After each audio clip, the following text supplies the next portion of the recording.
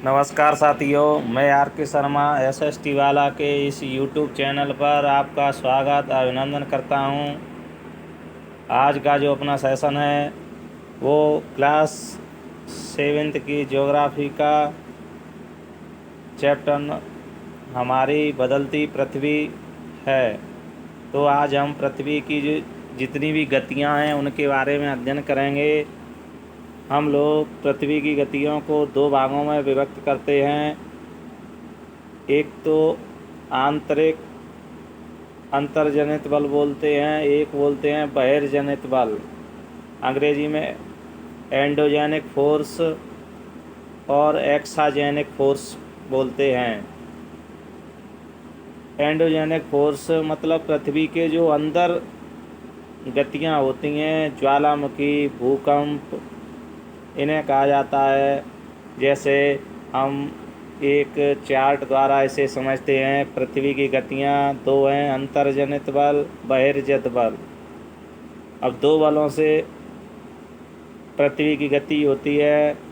जो अंतर्जनित बल है, जैसे आप यहाँ देख रहे हो कि अंतर्जनित बल है, इसमें दो बल होते हैं, आकस्मिक बल, पटल विरूपण बल। अब जो आकस्मिक होते हैं, जैसे भूकंप, ज्वालामुखी, भूस्खलन। आप भूकंप तो समझते ही हैं, भूमि का कंपन होना अचानक से भूकंप कहलाता है। ज्वालामुखी पृथ्वी के अंदर जब लावा जो चट्टानें होती हैं वे अधिक दाब और ताप के कारण पिघलकर लावा गर्म बन जाती हैं, और जब वे बाहर पृथ्वी की ओर निकल आती हैं तो उन्हें ज्वालामुखी कहते हैं। और भूमि का खिसकना भूस्खलन कहलाता है। पटल विरूपण बल वह होता है पृथ्वी का ऊपर जो पृथ्वी के जो प्लेटें हैं उनका ऊपर नीचे होना, इसे पर्वत निर्माणकारी बल भी कहते हैं। बहिर्जनित बल, इससे दो बल होते हैं, मतलब दो कार्य होते हैं, अपर्दन और निक्षेपण। जैसे आपको यहाँ दिखाई दे रहा है, जैसे नदियाँ, पवन, समुद्री तरंगें, हिमनदों से क्या है, बहिर्जनित बल कहा जाता है, क्योंकि ये पृथ्वी के ऊपर बाहर ये सभी क्रियाएं होती हैं। अगले नेक्स्ट बिंदु पर चलते हैं, समझते हैं हम ज्वालामुखी। ज्वालामुखी में कभी कभी पूछ लिया जाता है कि क्रेटर किस पृथ्वी की गति का कार्य है, या क्रेटर क्या होता है, किससे संबंधित है, ऐसे भी पूछ लिया जाता है। तो आपको ध्यान में रखना है, पृथ्वी के अंदर ये मैंने बताया आपको कि जो ये मैग्मा है, मैग्मा उस गर्म लावा को कहा जाता है, और ये पृथ्वी की ऊपरी परत है, ये मेंटल है, पृथ्वी की नीचे की परत है। जब ये गर्म लावा ऊपर की ओर आता है और ऊपर जाके यह बहुत बड़ा विस्फोट होता है, तो यहाँ जब ज्वालामुखी का जो मुंह होता है उसे क्रेटर कहा जाता है। और जब ये लावा ऐसे बहता हुआ ज़मीन पर जम जाता है और ऊपर की तरफ राख गैसें निकलती हैं, ये ज्वालामुखी है अपना। अगले नेक्स्ट बिंदु पर चलते हैं, उद्गम केंद्र। अब हम बात करते हैं भूकंप की। किसकी बात चल रही है? भूकंप। भूकंप भूकंप की बात करते हैं।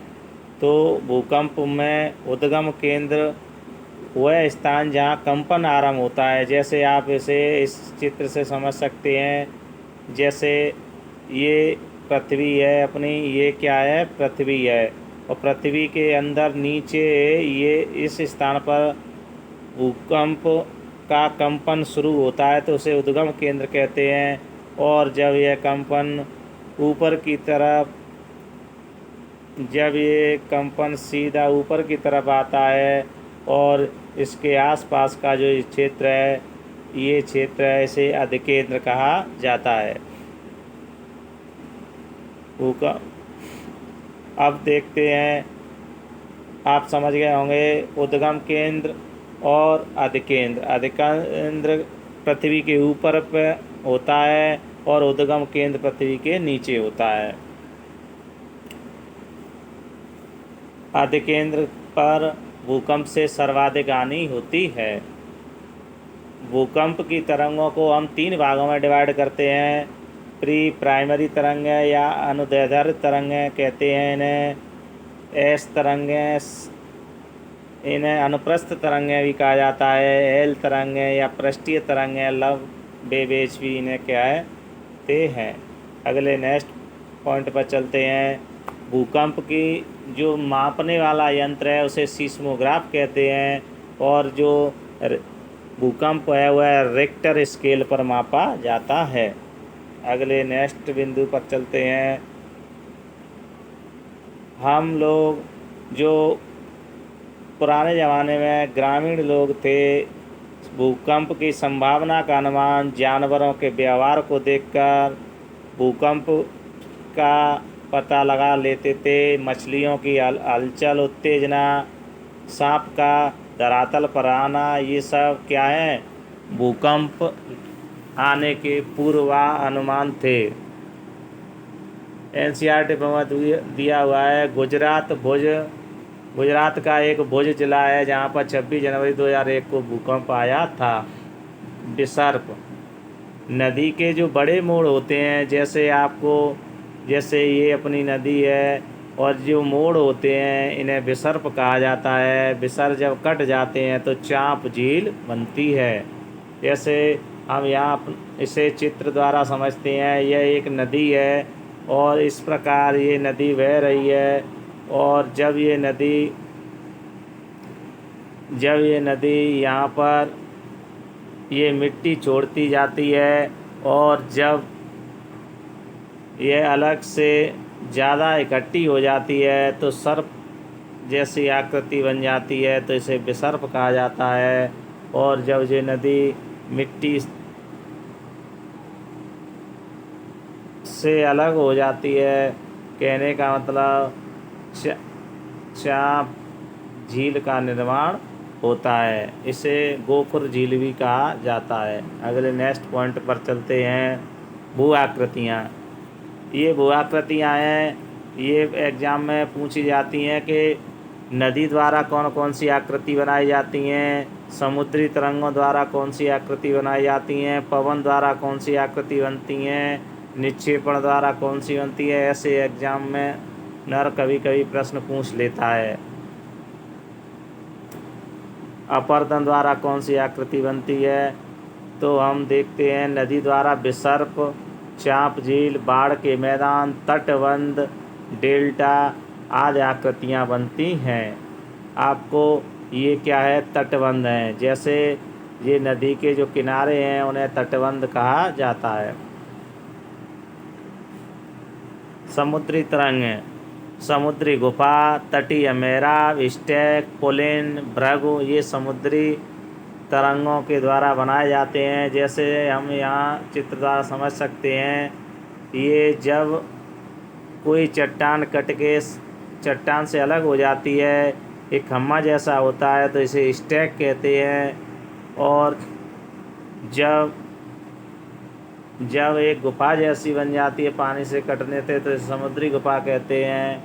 और तटीय मेहराब कहते हैं जब एक छज्जेनुमा आकृति होती है, तो उसे तटीय मेहराब की आकृति बनती है। ये समुद्री तरंगों द्वारा बनती है।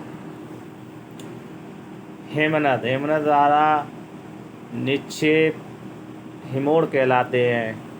जब हिमनद बहती है, आपको चित्रदासन ये एक सफ़ेद सफ़ेद दिखाई दे रही है, ये बर्फ़ की नदी है, हिमनद है। और जब अपने साथ कंकड़ पत्थर बहा के ले जाती है तो उन्हें हिमोड़ बोलते हैं।